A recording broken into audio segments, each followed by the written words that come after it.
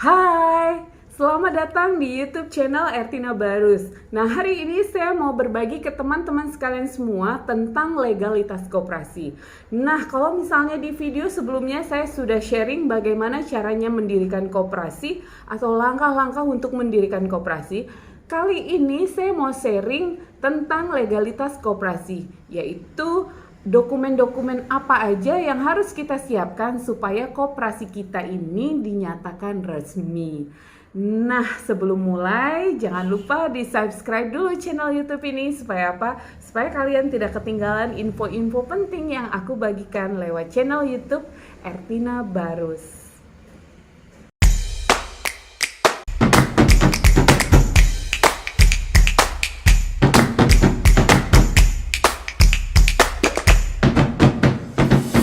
Dokumen yang pertama yaitu surat izin dari pemerintah daerah. Kalau kalian sudah melakukan kegiatan penyuluhan yang saya udah jelaskan di video sebelumnya, berdasarkan BAP kegiatan penyuluhan tersebut, kalian bawa ke pemerintah setempat. Jadi pemerintah setempat di sini adalah kepala desa aja. Jadi nggak harus ke kecamatan, nggak harus, atau ke kabupaten, nggak harus ya.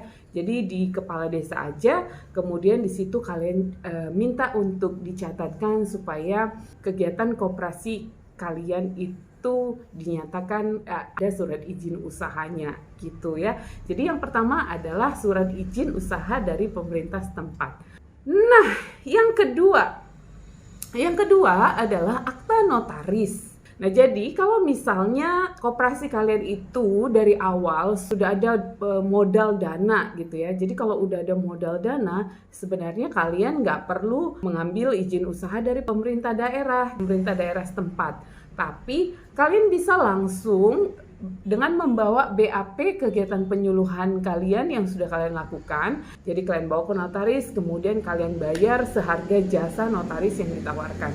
Nah, kalau di Medan biasanya biayanya 5-7 jutaan. Nah, kalau kalian mau saya rekomendasikan notaris yang bisa untuk ngurus izin usaha, nanti boleh di kolom komentar. Karena tidak semua notaris itu dia mempunyai izin untuk mengurus izin koperasi gitu. Jadi nggak semua notaris. Jadi hanya notaris-notaris tertentu yang memang dia punya izin untuk mengeluarkan izin dari sebuah koperasi seperti itu ya. Nah, jadi biasanya kalau kita ngurus izin dari notaris itu sudah otomatis dengan izin Kemenhunkam. Jadi kita dapat 2 izin di situ, izin dari notaris, yang mana izin notaris itu nanti dilengkapin dengan anggaran dasar, anggaran rumah tangga yang akan kita tambahkan. Dan yang kedua itu adalah izin dari Kemenhunkam. Jadi kita misal bayar jasa notaris, keluarlah 2 izin gitu. Jadi kalau kita udah punya izin Kemenhunkam dan izin notaris, sebenarnya izin dari pemerintah daerah setempat itu nggak terlalu dibutuhkan sekali. Tapi kalau misalnya koperasi kalian itu masih awal-awal kan dananya nggak ada, mungkin untuk membuat notaris aja dananya belum ada. Jadi kalau belum ada, izinnya boleh dari pemerintah daerah dulu, pemerintah setempat dulu, kayak gitu ya. Jadi tadi kita sudah punya 3 dokumen ya. 1 izin dari pemerintah daerah setempat, dari desa aja ya, nggak harus kecamatan atau kabupaten. Kemudian kita sudah punya izin notaris gitu. Kemudian notaris lengkap dengan Kemenhunkam. Ini sekaligus biasanya ya, sekaligus notaris Kemenhunkam itu langsung. Nah, udah ada nih izinnya dari Kemenhunkam sama notaris. Selanjutnya apa yang kalian lakukan? Kalian datanglah menunjukkan izin itu ke dinas koperasi setempat. Jadi kalau misalnya koperasi kita itu berada di desa Jatikesuma dan anggotanya adalah orang-orang yang berada di daerah Jatikesuma tersebut. Jadi kalau orang-orang anggotanya itu berada di satu daerah, maka kalian boleh meminta dibina koperasi kabupaten, tingkat kabupaten gitu ya. Tapi kalau ternyata koperasi yang mau kalian dirikan itu anggotanya itu berada di 3 kabupaten yang berbeda. Misal kalau di Medan nih ya, ada yang tinggal di Kabupaten Deli Serdang, ada yang tinggal di Kabupaten Tanah Karo, ada yang tinggal di Kabupaten Binjai gitu kan. Jadi kalau udah di 3 kabupaten berbeda, maka kalian minta dibina oleh provinsi gitu. Jadi kalau koperasi bersama unggul bermartabat, karena kita anggotanya berada di ada di berbagai daerah yang berbeda, kita dibina oleh koperasi provinsi, yaitu koperasi kita adalah binaan koperasi Pemprov Sumut gitu ya teman-teman. Jadi tadi izin dari Kemenhunkam sama izin dari notaris kita bawa ke kalau misalnya tadi saya kasih contoh koperasi bersama unggul bermartabat ya. Kita bawa dokumen itu ke dinas koperasi provinsi. Nah, kemudian dinas koperasi provinsi akan mencatat nomor izin kita itu nomor Kemenhunkam, begitu juga nomor notaris. Nah, setelah kita kasih ke mereka, mereka menyatakan kita resmi untuk beroperasional dengan mereka memberikan 16 buku kegiatan operasional koperasi gitu. Jadi berangkat dari 16 buku operasional koperasi ini, disitulah kita mulai melakukan aktivitas koperasi. Selanjutnya dokumen yang keempat. Setelah tadi izin usaha dari pemerintah daerah, kemudian yang kedua notaris, izin dari notaris, kemudian izin Kemenhunkam. Yang keempat adalah kalian wajib mendaftarkan koperasi kalian di OSS. OSS itu adalah izin usaha yang kita bisa daftarkan secara online gitu ya. Nah, kalau kalian mau tahu caranya kayak gimana, kalian boleh cek video saya ada sharing bagaimana caranya membuat izin usaha.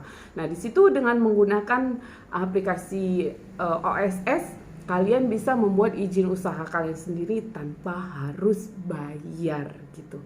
Nah, biasanya kalau notaris itu dia sekaligus menyediakan usaha untuk izin usaha. Nah, biasanya untuk bayar notaris 5 juta, bayar izin usaha dan NPWP itu 2 juta. Jadi 7 juta itu udah lengkap semua. Tapi kalau kalian mau hemat, izin usaha bikin sendiri aja. Caranya kayak gimana? Tonton di video saya. Kalau misalnya ada yang mau ditanya-tanya, silakan di kolom komentar. Gitu ya. Jadi dokumen berikutnya, dokumen yang keempat adalah dokumen izin usaha secara online. Pakai aplikasi OSS. Nah, selanjutnya dokumen yang kelima adalah NPWP. Sama seperti OSS, untuk membuat NPWP juga online gitu. Kita bisa lakukan sendiri gitu ya. Nah, caranya kayak gimana?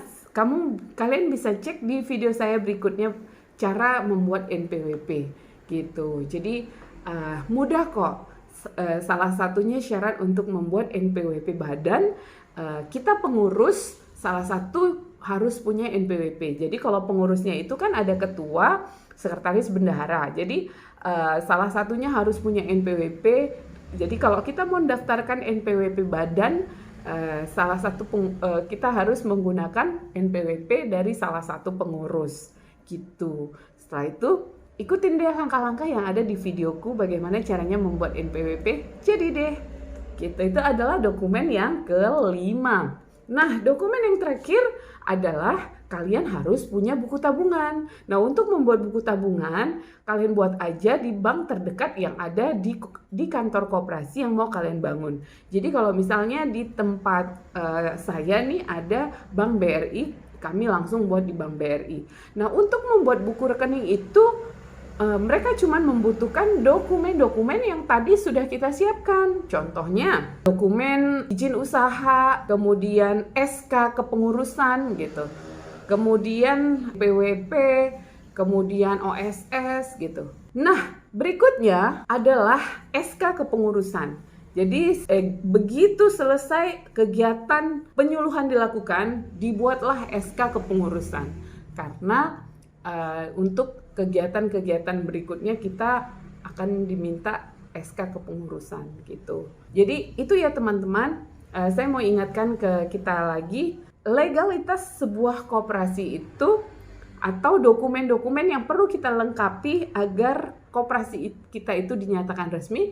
Yang pertama adalah surat izin dari pemerintah daerah, kemudian yang kedua adalah akta notaris, yang ketiga adalah SK dari Kemenhukam, kemudian yang keempat adalah izin usaha dari OSS. Nah, selanjutnya yang kelima adalah NPWP, kemudian yang keenam adalah SK pengurus. Nah, SK pengurus ini yang mengeluarkan siapa?